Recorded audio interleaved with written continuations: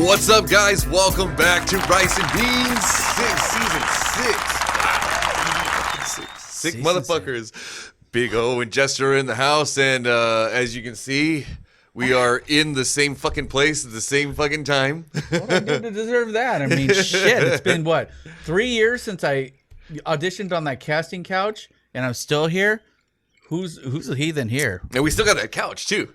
It's in good shape. Yeah. We're getting lots of use. Got that white stain right there. Remember that time? The thing gets more reaction than a couch at the psychiatric office at Betty Ford. It gets more action than the bar stools at Waffle House. More action than those fucking naughty head motherfuckers then singing in a pool. How did that go? No, I am boy.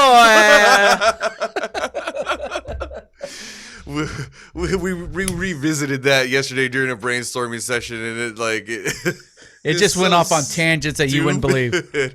It did. It was fun, but I can't believe those fuckers got famous off of that shit. They got booed off the stage. We saw that. Yeah, that was fucking funny. That was my favorite part of the whole fucking video. There's no semblance of black in them. They're not reggae, and they're just a bunch of punks with a whole bunch of tattoos trying to be Island boys. I like fucking Steve's reaction. I'm speechless because that shit sucked. Really, their lyrics should be more like Peninsula Boys, because they're not an island. They're in Florida. Fucking water Mexicans. Oh, they should drown. I shouldn't wish that on anybody. They're young kids. They need to live a long, fulfilled life and realize the evil that they caused in this world. Go out there and slap the shit out of them. Give them the beat down their fucking absent dad should have. Oh, fucking Jane Silent Bob Strike Back type beat down. Yeah. Where you're just like, fucking, oh, did you say? And then, yep, fucking throw it away and start to miss. That's not how we sing it. We sing it like, Island boy. Man, of all the people that should have fucking, that did kick off this year that, shouldn't have, and maybe those two fuckers could have traded places with them. I don't know. If they were on the Jersey Shore, they would probably been 6 feet under. I'm telling you, man. 6 years. 6 years, man. I know, dude. This is crazy. I didn't fucking think this shit was gonna last more than 2. Yeah, well, 3 years because I brought you back into this. You were on the 1 foot in the grave. Pretty much. Fucking revitalized the show. And so yeah, it's just it's been a fun ride, and I'm glad we're back. And fucking, you can see the new fucking Rice and Bean studio. We stepped it up. Everything's fucking looking good. We get some props and shit that we had. We have all this stuff right here. But if you look up in the far corner over there, we put in that new red pipe. Ask me what that red pipe's for. What's that red pipe for? No, I don't know what it's for. We just put it in there for ambience. So they string up the Island Boys. Yeah, it's for their shitter. Yeah, man, it's been great, man. I mean, it's been a good ride. I take that back. It's been a great ride, to get my evil demons out of my head and out on the screen, and have a good time, have fun, and get some fact-checking done by Facebook to say that I'm full of shit when I put those memes out there. Yeah, what the fuck is up with that? Facebook fucking fact-check your jokes. They're jokes, asshole. This is not a fucking PBS informative hour. This is fucking comedy show. I know Pornhub didn't ban Russia, with porn. Okay, I know, but it's funny. Talking about world-renowned cock block, to Putin. Yeah, okay. Fact check that shit. Who gives a fuck? It's funny. Did I make some people laugh? Sure. Did I create it? Hell no. Why are you fact checking me? It's somebody else's work. Did I say that loud? But true, right? I mean, so, fact check this, motherfucker. Right? It's like the one time you want to do your goddamn job and then you don't even do it right. Come on now. They're going to start fact checking chickens and eggs? No, you know what they're going to start doing is those freaking fans only. They're going to fact check. No, you don't look that good with that makeup on. Take it off. If you're that ugly, it's not fact. Hey, fuck. Remember when they were gonna when they said they trolled everybody, said they were gonna shut down, and all the fucking tears they were being fucking weeped. Yeah, but you know what? It wasn't just that. People were pulling revenue out. They're like, if you're gonna do that, then you know what? Fuck you. And they were gonna lose millions of dollars. Clenching their chest. I gotta get a job. Yeah. Speaking of fact checking, those titties aren't real. You got a fucking boob job. Check them facts. Yeah, when they those profiles that say all natural, fucking, or the no makeup, the lie detector determined that was a lie. Caitlyn Jenner. What? So yeah, man, getting back to these people that kicked off this, this last year, 2 years, it's like we lost a lot of good, a lot of good ones, some, okay ones. I think we can stand to lose a few more okays, not just not the greats. Yeah. And when we kicked off 2022, we lost at least 3 or 4 actors right away. It was nuts, man. I mean, the likes. We'll start off with Sidney Poitier. I didn't say that right, but Poitier, however you would say it. Black French? Something like that. He's dead, so he's not going to be mad at me. Right. He's not going to be checking Twitter. Wait, did they fuck up my name? Did they fuck up my name? Fact check that shit. Right. But, all joking aside, if you make fun of me when I die, I don't give a fuck. What am I going to do? Come out of my grave and make fun of you for making fun of me and being mad about that? No, it ain't going to happen. But, he was a great actor. I'd grown up watching some of his movies and not realizing, how prolific he was starting in 1958 in New York. He was working, pretty much as a janitor, and he was sleeping in the subway bathroom, so to speak, down there. He had nowhere to go, and all of a sudden he had his first breakthrough. Yeah. I mean, I've taken long shits before, but fuck, that's a little much. Yeah, I know. But, he's in a bus terminal toilet, actually. I got that mixed up. But, he went on to his first movie. And when he did that, he broke through and got an Academy Award. It was just amazing. The Defiant Ones in 58. And then from that, he went into The Heat of the Night. And that's a great movie. That it was humongous. That one, I wasn't a huge fan of all the movies that he was in, but I like in The Heat. I mean, like almost everybody I've ever met, I've seen that movie. And, I mean, touches on racism and then goes to acceptance and then pretty much forgiveness and blacks and whites working together in the South to stop the evil people that were murdering at the time. It was a breakthrough. It was a huge breakthrough. Of that moment. And going from that, The Heat of the Night, it went on to become a successful series on TV. And that went on for 7 years, I believe it was, 7 or 8 years. And that was really good, even in its time in the 80s, going on to A Raisin in the Sun. You love that one, don't you? No, he wasn't. Like that raisin was left out a little too long in the sun. He was not a California raisin, so just calm down. But yeah, that was a great movie too. And then going on to They Call Me Mr. Tibbs, which was a follow-up of Heat of the Night. He was doing odds and ends, small film roles, and acting in other things of that time. But jumping into the 80s, he went on to do Little Nikita with River Phoenix, Joaquin's older brother that died in the Snake Lounge, the Viper Room. It's crazy because I think we were like somewhere in the area when all that shit was going down, like at some other fucking club doing a gig, and then all of a sudden the next day, like we hear, oh fucking motherfucker's dead. I'm like, oh shit, in Hollywood, and I was like, fuck, we didn't see any of that, but I guess we're at the fucking the cheaper club. We'd have to pay to get in. But we're a little late on that death, though, right? Right. But they covered that in some documentary series that they have on Hulu called Darker Side of the 90s, and it was about the Viper Room and how like it was Johnny Depp's like club for him and his friends to like hang out and not have the media come in. So they play guitar too. He was part of a band during that time. Oh yeah. They regularly had live music. These fucking super bands would play there because like the press couldn't get in and hound them, and they could do whatever the fuck they wanted like afterwards, and like it was just one giant private party for them, and they could just let in whoever they wanted. So like fucking getting into that place was like fucking ridiculous, but It's crazy how like fucking shit just you get enough money you can just do some shit. You know what? Fuck it. I'm buying a fucking club for me and my friends. Fuck you all. Yeah, people don't realize that there's a lot of little clubs out there that do this kind of stuff. I mean, back in Arizona, we had the Mason Jar, and you wouldn't believe some of the acts that came through. And we're talking about a small club venue, and we're talking big acts like Guns N' Roses. You know, freaking Sammy Hagar would come in. You know, Santriotti would come through. You know, and play those gigs. Unfortunately, I was too poor to visit any of those at the time. You know, 18 years old and working at McDonald's for $5.58 an hour.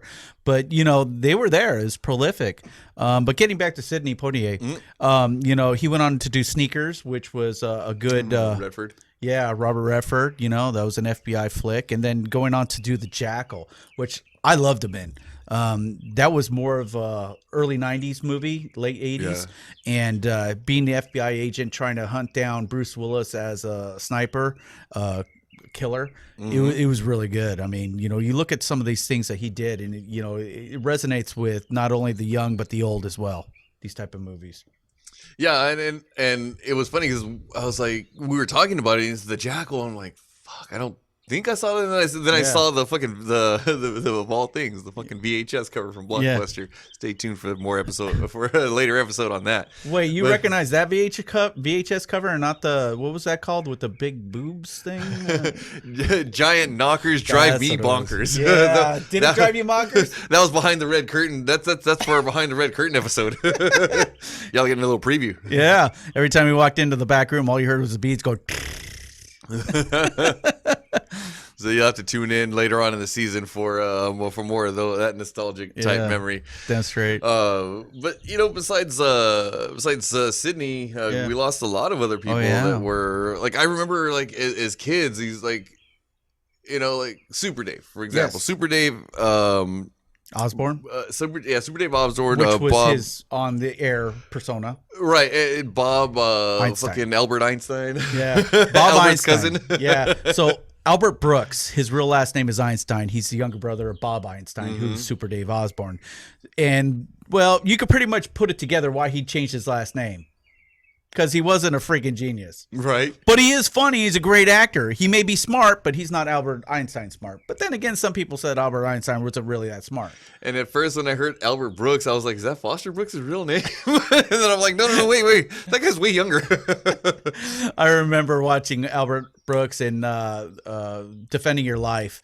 And he's with Rip Torn and that, and that guy's they're eating. They're eating. He's all, "What are you eating? What's on that plate?" He's all, "Oh shit, it's horse shit."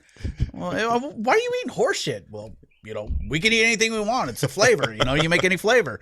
Can I try that? You probably don't want to try it. You got a small pea brain. You haven't advanced as far as I've advanced. I think I'd like to try it. You sure? Yeah, and he eats it. It tastes like horse shit. Told you. But you know, so that family, that lineage was really, really funny. And Bob Einstein was, you know, he has been around since the Smother Brothers back in the black and white era. So a lot of people don't realize that he played a character called Officer Judy. And I got to see some of that when I was a kid, but you know, I just kind of panned away. And there's a Netflix, I think it's Netflix, it might be Amazon Prime, about his life. You know, it's a documentary.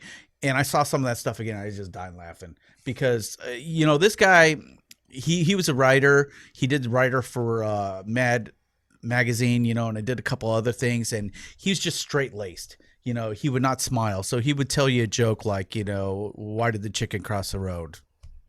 Why? Because the penis was stuck on the chicken. But that's how his monologue in his stationery went. He kept a straight face, but he knew how to get a punchline. He knew how to get it right in the gut and make you die laughing. So I think guys like that, it's not so much the delivery, it's the timing. Yes. Like the timing is impeccable, and it's just like, or like, because it's so monotone and like it takes you a second to for the joke to hit you, like fucking Mitch Hedberg. Yeah. Good example of that. Like the escalator bit. The escalator, the candle holder bit. So I I bought a cake. Yeah. And it's like, what? Wait, what? Oh shit! Okay, yeah, now I get it. Yeah, or the fucking neighbor knocking on the wall. There's no door on this side. Go around. Yeah, I mean, if you watch some of this old stuff, you know he's Officer Judy and he's on a patrol bike, and you know one of the things that he does is he arrests Liberace on the piano while he's playing. It's so funny. He's writing him a ticket for playing the piano too fast. I mean, it's so stupid, ridiculous, but he doesn't crack a smile. He doesn't crack a laugh. He's just straight laced all the way through it. Now, then you go through his prolific, history, and he starts a show with John Biner called Bizarre, and this was in the early '80s with Showtime. Mm-hmm. So it was like a skit venue type of thing, just a whole bunch of different little snippets. They had live music, they had little skits, and then they had Bob Einstein as Super Dave Osborne. No pain. Oh my God. Fuji Hakamura, his trainer, his coach, his lifeblood, the one who taught him jiu-jitsu, kung fu, everything that he needed to know to survive, and the shit that they went through. Oh my God, so freaking funny. And this guy, he was, I don't want to say Jew-ish, but he was Jew-ish, because every single time he was born on tax day. Oh my God, man. So he would relive the same skits over and over again and reuse them. So there's a skit that he did as Super Dave Osborne where it's a drive-through window, right? It's a Super Dave Osborne drive-through window where you get your food. He goes, all right, now, we got your order. We're going to have it ready in 2 minutes. Get here and we'll have it ready. Come on through the drive-thru. And as they drive through, it's a big van that goes right through the window, takes him out. Of course, it's a dummy and just drives right over him. The reason why I explain this out is because he rehashed this 2 other times on 2 different shows and then went on to say to Jimmy Kimmel on one of his shows, oh, yeah, this is a great bit. Never done it before. Turns out that he did it a million times prior and still gets the same laugh. Fucking Paul Rudd of comedy, fucking busting fucking Conan O'Brien's shots with the Mac and Me. Yeah. Yeah, it's essentially that. That's kind of a cool shtick, though. You know what I mean? You get him going, you think it's gonna be the same, like Paul Rudd does to fucking Conan. It makes him think it's gonna be something different every fucking time. Mac and Me. What? Oh my God. Yeah, but that was how good he was, man. He was a funny guy, and he was a loving man, and had his daughter and his wife, and he lived it for them, and it was just great storytelling from that guy. And what I remember him about okay, so I remember Super Dave, the character Super Dave. Right. Like my brothers and I loved the shit out of that dude. He was so fucking dumb, but in the stunts, but the cartoon when the cartoon came out, that was the shit. I remember fucking grabbing the Lunchable out of the fridge and let's throw on some fucking Super Dave. That was the best, man. And every time, and it was popular too. So every time somebody fell down at school, everyone would be like, "No pain, no pain."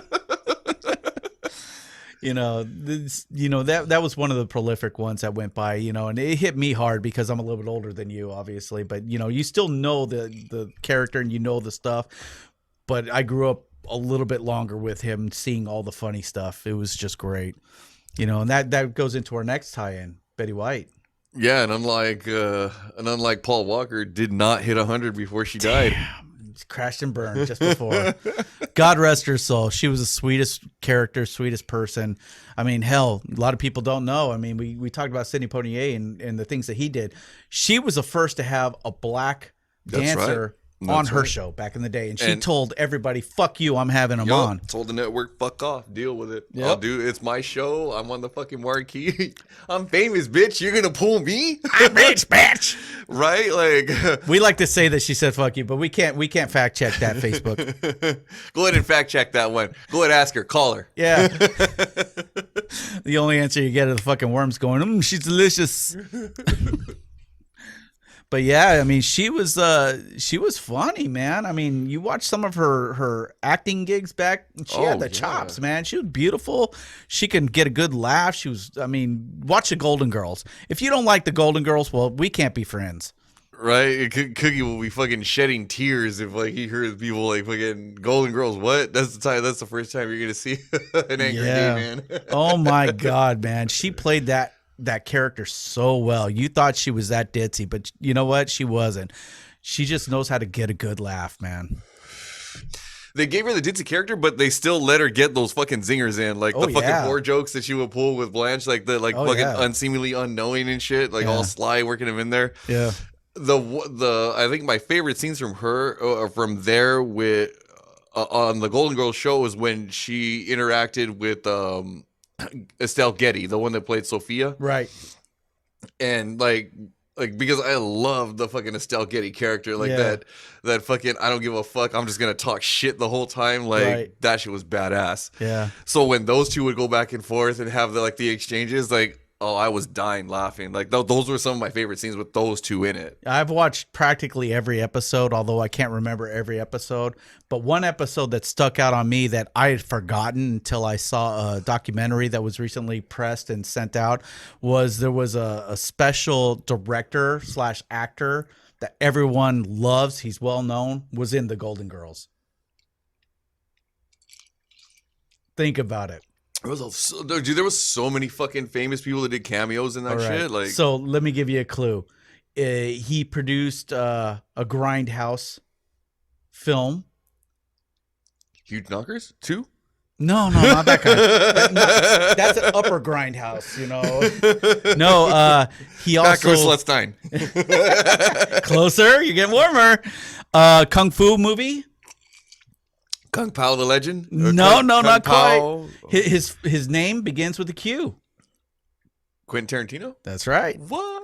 Yeah. So they had a bunch of Elvises, as we call them in a group, Elvi. And they were dancing for them, right? The Golden Girls. And one of those Elvi was Quentin Tarantino. No shit. No shit. That was his first acting gig. That's fucking hilarious. It is great. And I watched it, the scene, and I was like, holy shit, I remember this. And I didn't even recognize that he was in there. But yeah, he was. And it was funny as shit. That's so funny. The other place I remember, the Elvi thing came from Married with Children, when it was like, howdy, ma'am. Howdy, ma'am. And then the fucking Asian dude comes in, howdy, ma'am. Oh, dude, I almost pissed myself that first time I saw that. And I was like dying. And then the wife didn't get to see it when she was a kid because like her parents were like not for it, but my parents were like, okay, if it's on like network TV, you can go ahead and watch it. I didn't tell them what network it was on. It was on Fox, so technically not a network. The Playboy channel. And so then fucking we're watching it, and she's sitting here going, oh my God, no wonder my parents didn't let me watch this shit. She's like, that's funny, though. That's funny as fuck. You know what it was for me before Married with Children, by the way, I did watch a lot of that, was Benny Hill. Talk about some zany shit. My grandfather loved fucking Benny Hill. Oh my God, that was funny as shit. But of course, Betty White wasn't part of Benny Hill. No, not to be confused with. No, she was more sophisticated. And then she goes on to do movies with Ryan Reynolds and Sandra Bullock, and then does that offshoot commercial where she tells Ryan Reynolds where to go, and he's all, you can't talk to me like that, and Sandra Bullock's holding her, you can't talk to a nice beautiful woman like this, in that fashion. She cursed at me. So freaking funny. Yeah, I did it, and when and all of a sudden, like, she got to this like pop culture icon where she just became a fucking gangster and shit. Hell yeah. I was like, and then so she was on some of these roasts that we watched, and she fucking killed it. Like, she isn't cursing on those, by the way, but she kills it. Nope. And it was like, that reminded me of that Jim Jeffries joke. They went to see Bill Cosby because they wanted to see a good, wholesome comedian who didn't rape. You can't say filth, flour, filth, and filth, fire, flour, and filth. God damn it. You can't tell me what to say. Fuck you, Bill Cosby. Right? She fucking hit that fucking clean comedy or semi-clean comedy without the rape. Yeah, exactly. And no rapey. Yeah, that was like fucking Cosby should have taken notes from her. Yeah, exactly. And like, it was they were back in the day enough where, when they started putting color in movies and TV. Technicolor? Is that what we're talking about? Yeah. Like Sidney Poitier coming out in 58. I'm like, when they started putting color in movies. Yeah.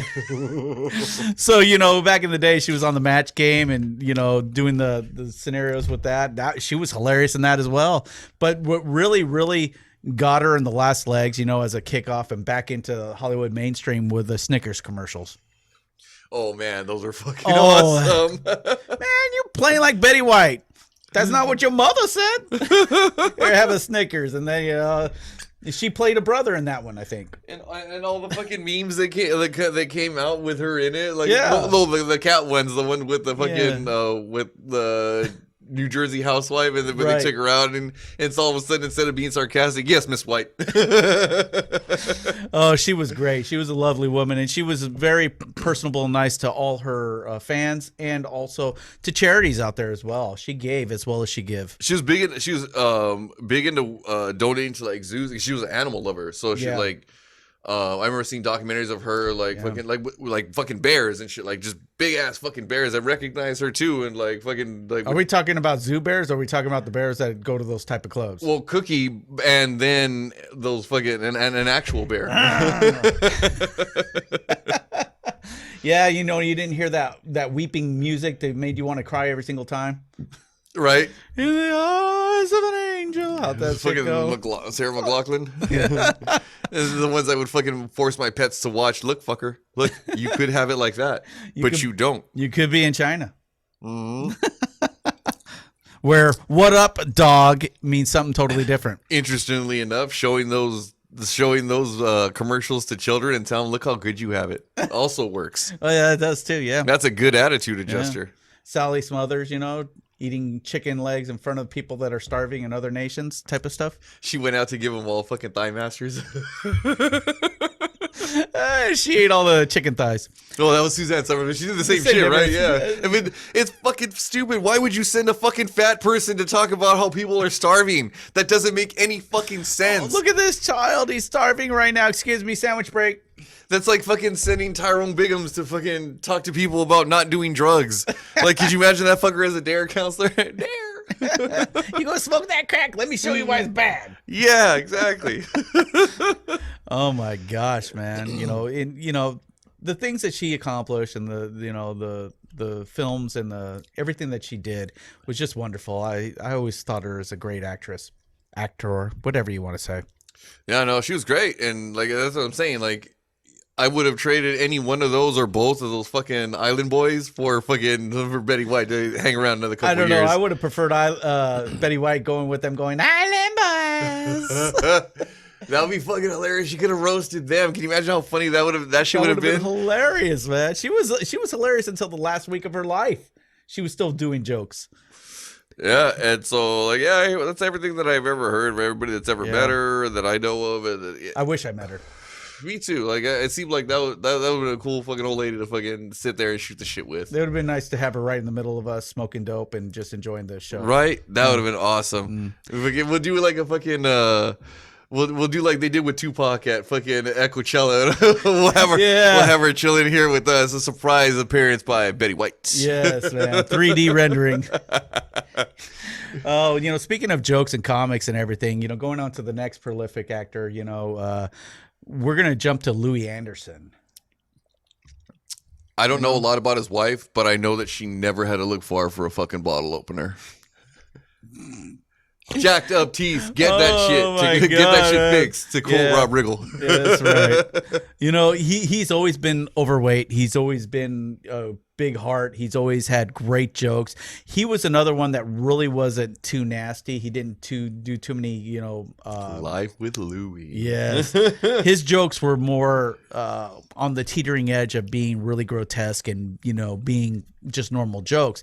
He could tell it well. He had a great punchline, and he was just got that nasally, whiny voice. Yeah. Right? Yeah, and that's what made that fucking cartoon is like he could just use his own fucking voice for the for the kid. Hey, you're gonna eat that sausage.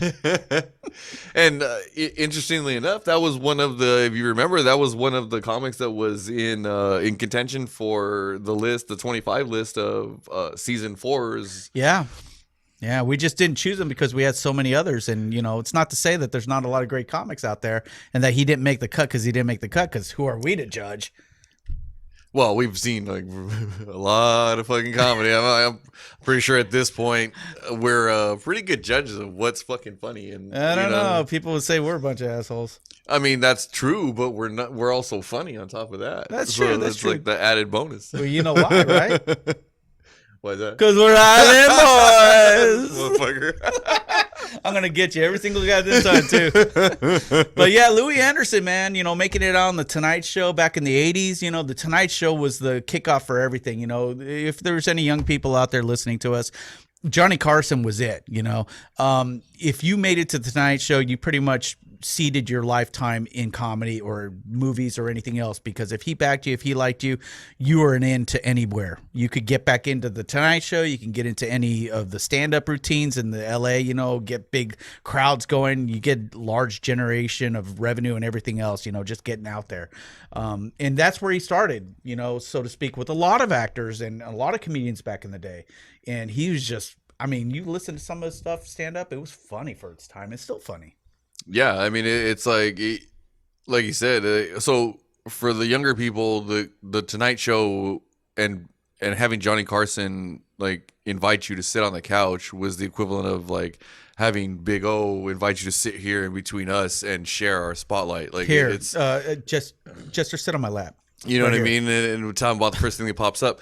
And so we, you know, so like that to put it into perspective, that's how huge a deal it was. Like to have him ask you was like having Big O ask you to come sit on the Rice and Beans panel. Like, which I'm never going to do, you bunch of trolls. Right. I mean, come with some good shit. Like we you know, the benchmark for jokes is set very, very high. Like, yes. Like me after work. And, he ain't lying. And we saw it yesterday. Walking down up and down the same fucking aisle. Motherfucking pie getting high. Yeah, you know, you got jokes, you got humor. Everybody's got jokes and humor. You know, we may not be funny all the time, but, you know, we can keep the zingers going. And some people just can't do that. The fucking Facebook fact checkers are going to have a fucking field day with that. You know, goddamn well we're funny all the time.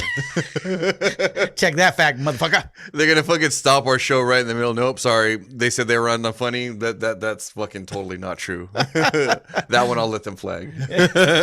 Bunch of fucking Karens flagged us. Yeah, man, we still got to do that game show now that we have this big studio to work with. So here's the idea, people. You find us the most Karens you know, and you send them all to us at once. We're going to lock them all in a room. We're going to throw the surround sound on, and then we're going to fucking lay into it with the most offensive fucking jokes we can. We're going to call the show Last One Triggered. Nice. Man, I tell you what, we're going to be having endless loops of the Aristocrats playing. Oh, yeah. We fucking throw on Gilbert Gottfried's or fucking Bob Saget's. Bob Saget's Aristocrats. Oh, my God, man. That threw me over the edge. That was, okay, so that's, I think, what launched him as the quote-unquote dirty comic, even though, like, he... Like people like I mean Bob the Dirty Comic wasn't like really that fucking dirty. Before America's Funniest Home Videos, he did the Tonight Show. He was also on the circuit, and a lot of that stuff that he did on the circuit was dirty. I'm just saying. I would say for the time, yes, but then if you look at it at the standards of like when he was got that pop culture fame, right, and was labeled the dirty comic. Yeah. Like if he had used that material then it would be like it would have been lukewarm, right? Yeah. Like not. So I think a lot of that fucking like the dirty comic shit from before, like it. I don't know. I think he really fucking ran with it once they started telling him. Well, okay, now you're dirty. So one of the stand-up routines he did before he did America's Funniest Home Videos, it was on a Showtime new stand-up skit. He had already been on the circuit. He already done his comedy fame. You know, there's a lot of people who knew about him, but now you're seeing on Showtime and HBO and stuff like that. He gets on stage. He goes, thanks for the applause. Thanks for the applause. Hey, you know, I just like to talk about my wife. You know, I'm nuts over my wife. She's this tall. So, you know, and it's just right under his balls. So that right there set the tone of the whole comedy hour that he did. And I tell you what, man, he no holds barred. That guy was just all out there, and he had to dial that back when he did America's Funniest Home Videos. And he talks about how people were sending him porn tapes, basically, for review on America's Funniest Home Videos. Like if he was the one that's fucking reviewing them. Like, bitch, I got people for that. I'm famous, fucker. I'm Bob Saget. This one's a snuff video. I'm going to put this under my coat and make sure nobody else sees it. They just give all the hot chick fucking entries to Bob. They're like, here you go, sir. Here's your fucking spank bank. But so for the longest time, you know, he was off the comedy circuit. And he wasn't doing that because, you know, he didn't want a bunch of Karens to destroy his livelihood.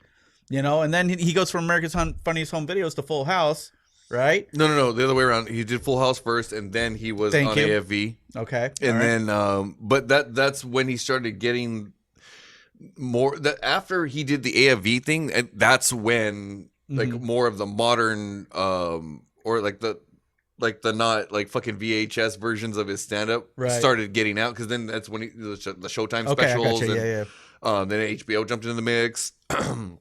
There were tours. I do remember tours seeing they advertised out, at least on the West Coast, tours that he was going to be doing. I'm like, the Full House, Dad? I'm like, unless he takes the other fuckers with him. I'm like, because at the time it was like, like the internet wasn't readily available like it is now, and we're not looking at. Well, he did America's Funniest Home Videos for what, 10 years or something like that before he finally tapered off. Before they fucking brought on Tom Bergeron. Well, Tom Bergeron was a good pull. I'm just saying, I liked him. I like how they like everybody fucks with that dude, and they're like, and then they're all on Tom Bergeron. Fuck you. But yeah, Bob Saget, he was great. I mean, what was your favorite Bob Saget acting scene? All right. See. Come on, you can do it. Here we go. Marijuana is not a drug. Have you ever sucked dick for weed? I've sucked dick for weed. Everybody stand up and boo this man. Boo! That was my favorite Bob Saget moment ever. Marijuana is not a drug. Nice. Yes, I was hoping you would say that, because mine's a close second. Opens up the door, walks in. My God, what did you do to my bathroom? There's shit on the wall. There's shit on the ceiling. There's shit on the toilet. There's shit everywhere. Dumb and Dumber. Oh my God, that was fucking funny. Oh jeez, man. He knew how to get it out there, man. He was a funny motherfucker.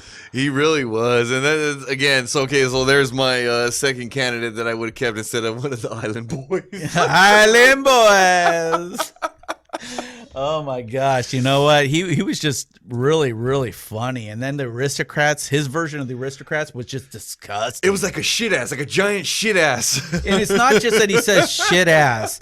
He reiterates the same terminology over and over and over, kind of like Island Boys. When it was the term was hemorrhaging shit ass. Yes. There's blood, there's piss, there's shit everywhere. Did I mention that there was fecal matter everywhere? There's blood, piss, and shit. Yeah, I just heard that. But did you know there was blood, piss, and shit everywhere? I got it. Okay, blood, piss, and shit now. That was the other one, and I'm glad he didn't fuck up the end. Oh, God, no, yeah. Like fucking Drew Carey when he was like, we call it the Aristocats. Fuck! As soon as you do that, you lose leverage with any comedian. If you fuck up the last line, that's it. You're never going to hear the end of it.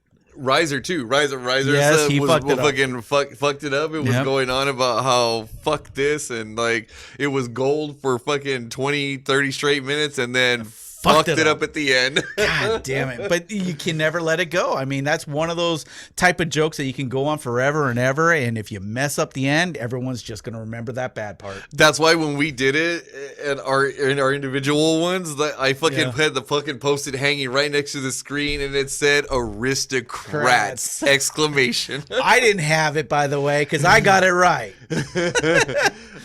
I didn't look at it, but I didn't want to leave anything to chance. But I tell you something, I didn't say Aristocats, but I did have a cat in my Aristocrats.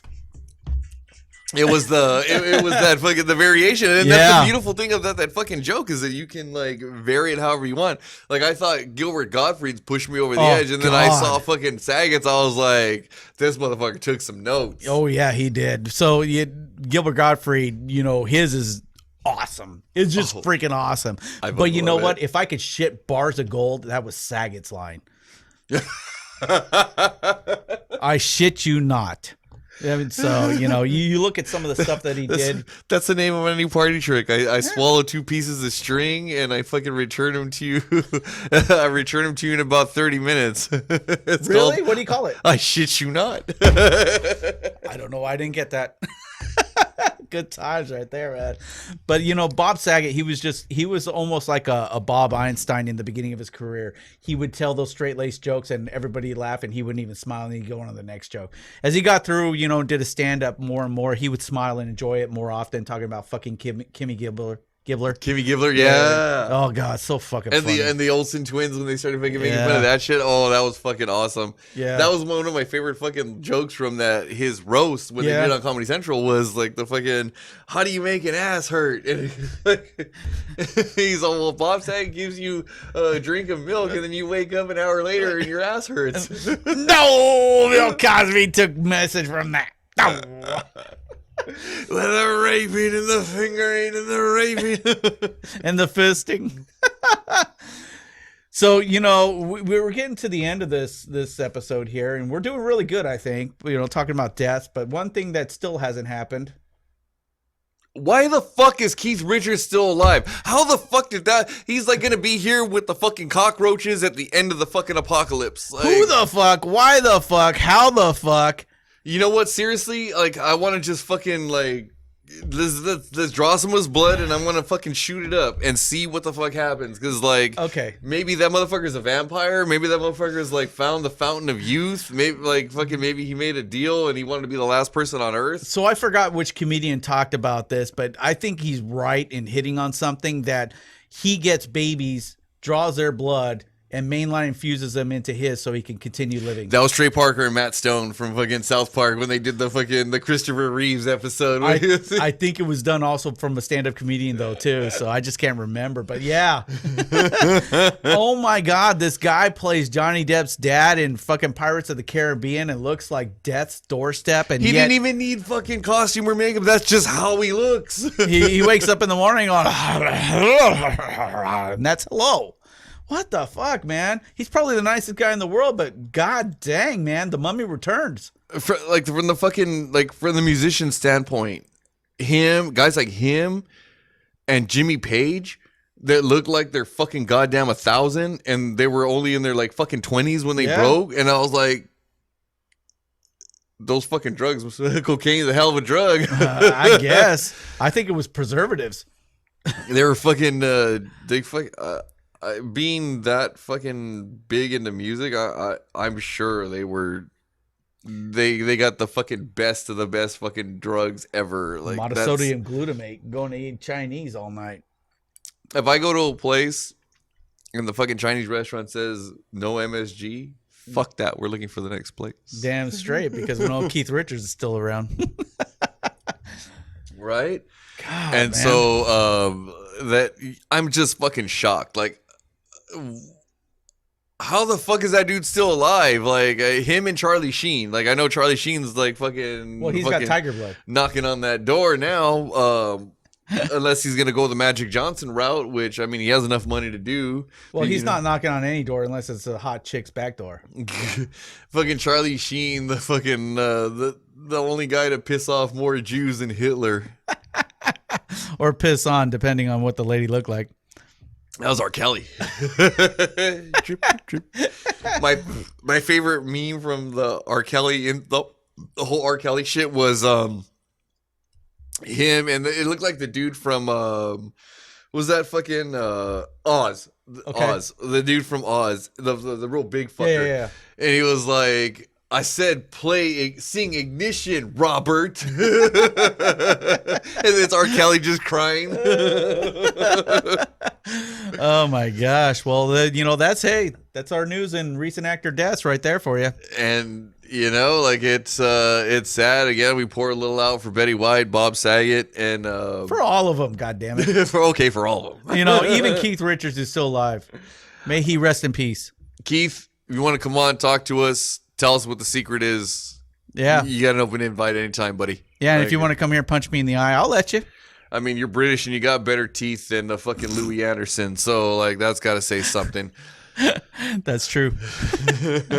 You know what? And we'll come over here and Jester over here plays the drums, and I'll play some spoons, and then you can sing "Island Boys." All right, you guys. Well, this is just the beginning. We are just getting started. Welcome to season 6, motherfuckers. We are going to keep this shit going for a very long time to go. So, until next time, take a toke and watch all your worries go up in smoke. Peace.